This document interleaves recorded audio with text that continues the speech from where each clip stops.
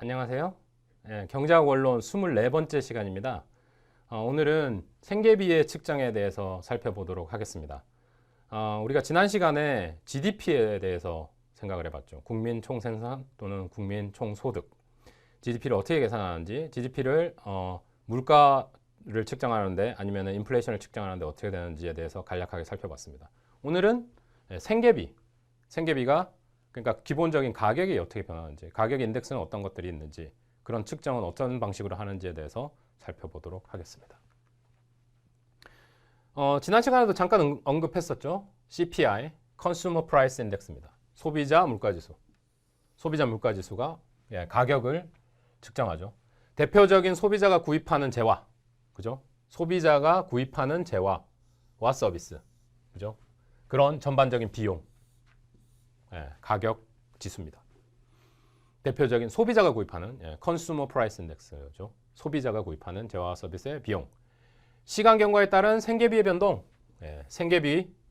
생계비가 변동한다는 거죠. 가격이 일반적으로 상승함에 따라서 인플레이션에 따라서 생계비가 변동한다는 겁니다. 그거를 어떤 식으로 잘 매저 측정할 수 있을까라는 거고요. 인플레이션 측정에 이용된다. 인플레이션. 가격 지수의 변화.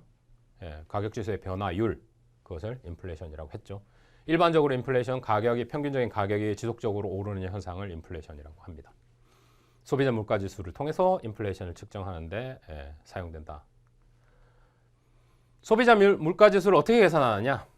여기 5개 항목이 있죠. 물가 지수에 포함되는 품목, 즉 재화와 묶음을 결정합니다. 재화의 묶음. 어떤 상품들을 CPI에 포함시킬까 안 시킬까 이거를 결정해야 된다는 거고, 그 다음에 각 물품의 가격을 조사합니다. 각 물품의 가격.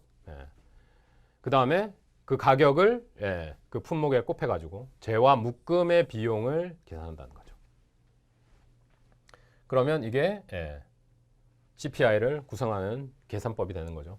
기준 연도를 선정하고 물가지수를 계산한다. 그럼 물가지수가 계산되겠죠. 아래 방정식이 나와 있습니다.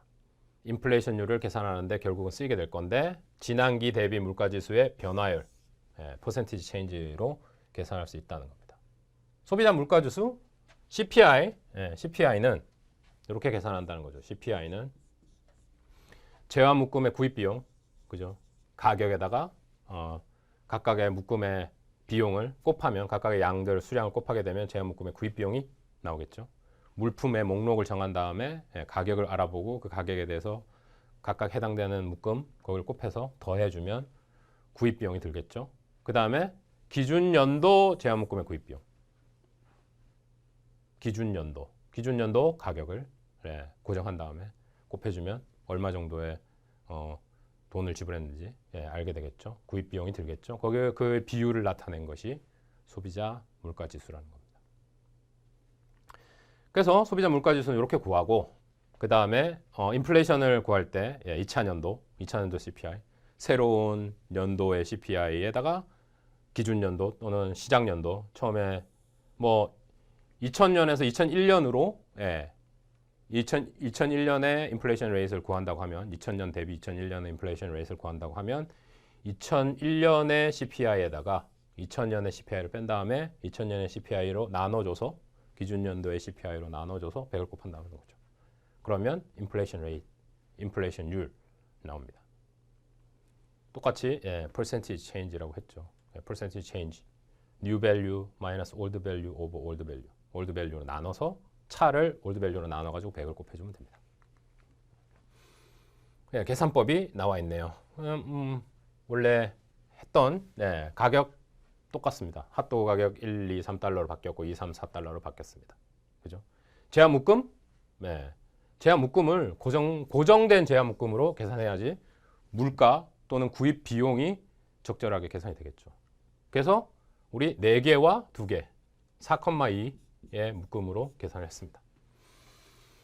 그러면 각각의 구입 비용이 나올 거죠. 1에다가 4 곱하고 2에다가 2 곱해서 4, 2 고정되어 있습니다. 4, 2. 거기에 각각의 해당 연도에 해당되는 가격들을 곱해주면 재화 묶음의 비용이 나오게 되겠죠. 그러면 1달러 곱하기 4, 2달러 곱하기 2 하면 4 더하기 4, 8 되겠고 8달러가 되겠고요.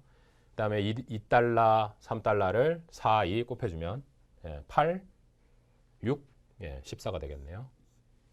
거기다가 3달러랑 4달러로 바뀌었죠. 2018년도 3달러, 4달러에다가 4, 2 똑같은 양 곱해주면 20이 되겠습니다. 3, 4, 12, 4, 2, 8, 20이 되네요. 이렇게 구입 비용이 계산됐습니다. 구입 비용이 계산되면 기준 연도를 정해야겠죠. 기준 연도 2016년으로 기준 연도를 정하고, 그죠? 그러면 기준 연도의 구입 비용은 8달러로 고정이 돼 있죠. 기준 연도의 CPI, 모든 인덱스의 기준 연도의 밸류를 계산하면 100이 나옵니다. GDP 디플레이터에서도 했죠. 명목 GDP 나누기 실질 GDP, 명목 GDP, 실질 GDP가 기준 연도는 똑같으니까 거기다 100 곱해주면 100이 되죠. 지수 100입니다. 2016년도 소비자 물가 지수 100이죠. 그러면 2017년도 구입 비용은 14달러였고 기준 연도 8달러였으니까 14 나누기 8 곱하기 100, 175. 그 다음에 20 나누기 8, 그죠? 구입 비용 2018년에 구입 비용 20달러 나누기 기준 연도의 구입 비용 8달러 거기다가 100을 곱해주면 250이 나옵니다. 그러면 각각의 구한 소비자 물가지수 CPI를 통해서 인플레이션율을 계산을 해보면 100에서 175로 바뀐 거는 175% 증가한 거 맞죠? 바로 계산되시죠? 100에서 110 바뀐 건 10% 바뀐 거니까, 그죠? 100이 기준 연도니까 쉽게 계산할 수 있습니다. 175 빼기 100 나누기 100 하면 0.75 곱하기 100, 75%. 맞죠? 이 계산은 조금 어렵습니다만 250에다가 새로운 2018년도의 CPI, 그죠? 250 여기 있죠? 그 다음에 2017에서 18 변한 거니까 2017년도 CPI 175에다가 175 기준 그 2017년도 CPI를 나눠주면 되죠. 그러면 43% 나옵니다. 이렇게 계산할 수 있다는 거죠. 인플레이션 룰까지 계산했습니다.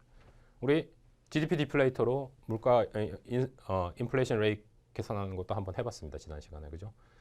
그래서 CPI, 그 다음에 GDP 디플레이터, PPI 다 물가 지수고요. 그 물가 지수를 이용해서 인플레이션 레이트를 구할 수 있다는 겁니다. 여기 이제 근원 소비자 물가 지수가 있네요. 코어 CPI.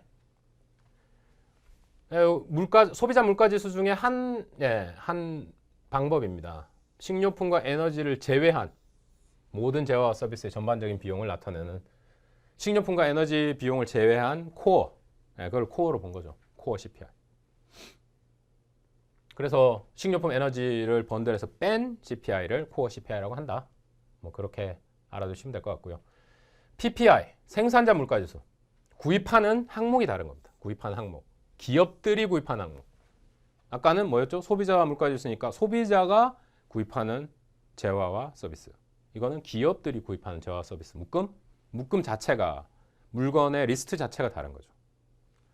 그거를 나타내는 지표다. 방법은 똑같죠. 방법은 아까 얘는 두 가지 물품만을 비교해가지고 CPI를 계산했습니다만 그 번들에 엄청나게 많은 재화 서비스 목록들이 있겠죠. 근데 생산자 물가와 소비자 물가의 그 리스트가 다르다. 그걸 통해서 PPI를 또 구해낼 수 있다. 방법은 다 나와 있는 거고요. 재화와 서비스의 묶음, 예를 본 거죠. 그러니까 주거에 사용되는 항목들이 42%를 구성하고 있고, 그 다음에 교통 16%, 식료품, 음료가 15%, 의료비 8%, 교육, 통신, 레크레이션, 의복, 기타 등등 해가지고 그 소비자 물가를 측정하는 데 드는 그 사용하는 리스트들이 이런 식의 퍼센티지를 가지고 있다는 걸 보여주고 있습니다.